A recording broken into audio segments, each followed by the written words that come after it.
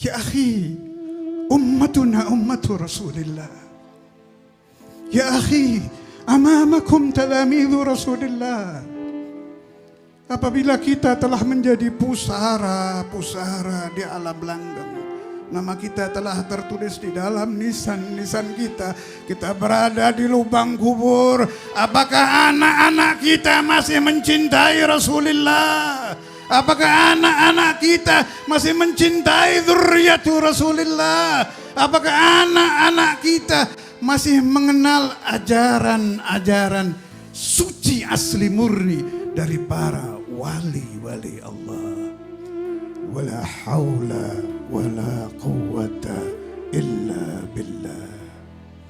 Ikhwani rahimakumullah, sahibul haul Al-Habib Abdul Qadir bin Ahmad Bil-Faqih pernah diteliti oleh seorang temannya yang sama-sama bersama beliau duduk bersama belajar di Ribat Tarim selama 10 tahun. Dua-duanya kembali ke Indonesia. Heran ini teman, apa beda saya dengan kawan saya ini? Belajar sama belajar, menghafal sama menghafal. Tapi kenapa Al-Habib Abdul Qadir bin Ahmad Bil-Faqih kalau mengajarkan satu masalah melekat erat kuat di batin muridnya? Sampai pernah saya dapat riwayat, ada satu orang setelah dia belajar di Habib Abdul Qadir bin Ahmad Bil-Faqih, maklum masih muda, terkena topan-topan syahwat apa segala macam, sehingga dia agak melenceng dari Shiratal Mustaqim selama beberapa tahun.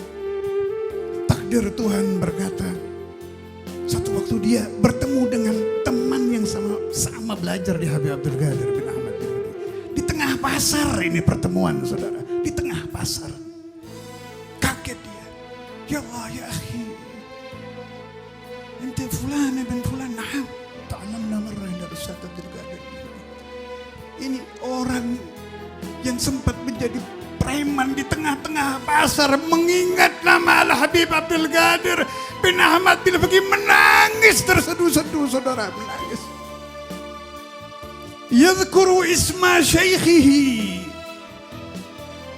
yadhkuru wajha syaikhihi, hanya mengenang nama, mengenang muka, sudah terbuka taubatan nasuha hatinya. Ish hadha al-ilm, ish hadha ta'thir min awliya illah. Saya pernah mendengar seorang ulama membahas, kita masih banyak ulama tapi kita krisis aulia. Entah yang betul krisis atau sudah nyaris tidak ada. Wala haula wala quwwata illa billah. Ikhwani rahimakumullah, pertemuan kita sangat membahagiakan siang ini. Tobat kulubuna, pejabatnya ada, ulama Nahbah juga ada, ulama yang belum tergabung di Nahbah juga ada, penuh juga anak cucu Nabi Muhammad di sini. Kembali kita kenang lagi apa kekurangan yang ada di umat Nabi Muhammad SAW pada saat ini sehingga gampang dirusak pemahamannya. Muncul satu statement di medsos, goyang imannya. Muncul satu orang bersorban, goyang imannya. Ama balaghakum bahwa dajajilatu akhiriz zaman muta'ammimin. Apakah Anda tidak pernah membaca di dalam kitab-kitab telah termaktub bahwa ulama-ulama Dajjal di akhir zaman mereka memakai imamah. Ditakuti oleh Nabi Muhammad. Bukan hal-hal lain, tapi yang saya takuti ulama-ulama Dajjal di akhir zaman. Wala haula wala quwwata illa billah. Saudara, Pelajaran yang kami terima dari Maha Guru kami bukan hanya ilmu semata-mata. Sebab ilmu bisa menjadi dawa, menjadi obat, tapi bisa juga menjadi menjadi penyakit.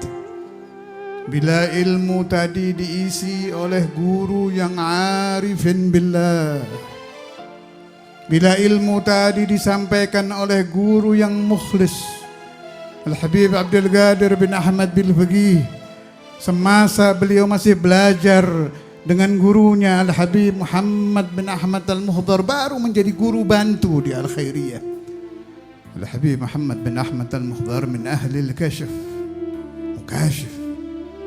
Apa beliau bilang? Aqama bidarsil ilmi. Catat ini para santri, catat para kiai, para ulama. Apa kata Habib Muhammad Muhdhar? Lillahi mukhlisan wa anfaqa fi ta'limihil ilma kasbahu. Kelebihan Al-Habib Abdul Qadir bin Ahmad Bil-Faqih, sehingga ilmu beliau bisa menjadi ilmu nafi', ilmu yang gampang menulari orang untuk berbuat baik. Bahkan diri ini yang unik, diriwayatkan ilmunya. Ba'da maghibi zamanihi, orang masih tertarik mendengar. Masih banyak saya dengar. Apa tadi kata Habib Abdul Qadir? Apa tadi? Padahal ini sudah zaman ketiga dari generasi beliau. Ilmu nafi'. Dari mana didapat ilmu nafi'? Min galab khalis lillah. Saya teruskan riwayat tadi. Teman beliau heran. Apa beda saya dengan Habib Abdul Qadir bin Ahmad Bil-Faqih? Ilmu sama ilmu, belajar sama belajar, lama ngaji sama lamanya. Tapi ini ilmunya nyebarnya ajib. Akhirnya beliau datang ke Darul Hadis Al-Faqihiyah, waktu itu masih di Embong Arab, menginap di sana selama beberapa hari. Dilihat mengajarnya sama Bukhari, Ihya, Minhaj, bukan ini.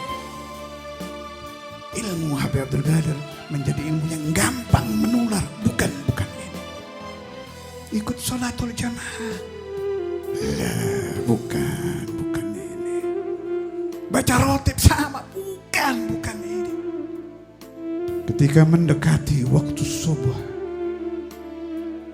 yang disebut oleh para aulia waktu yang paling mustajab adalah beberapa puluh menit sebelum subuh. Disebut iksirul awqat, waktu yang paling berharga. Dia intip Habib Abdul Qadir bin Ahmad Bil-Faqih di mihrabnya sedang munajat, menangis mendoakan santri-santrinya, kata. Dia juga berhenti berdoa mendoakan santri-santrinya, kata. Bagaimana hadal sebab, ini sebabnya. Jeritan guru mendoakan murid-murid. Karena itu siang ini bibarakatil imam Al-Habr Al-Qutb Al-Habib Abdul Qadir bin Ahmad Bil-Faqih wa barakat khalifati Sayyidi wa Maulana Al-Habib Abdullah bin Abdul Qadir Bil-Faqih. Allah yaftah qulubana. Mudah-mudahan hati kita dibuka oleh Allah Ta'ala, dijadikan hati orang-orang saleh, dicintakan qiyamul lail, dicintakan zikir kepada Allah, dicintakan salawat ala Nabi Muhammad, dihilangkan hubbud dunia dari hati kita, dicabut hubbur riyasah dari hati kita, dicabut hati yang tidak tenang, diisi dengan sakinah supaya tenang beribadah kepada Allah.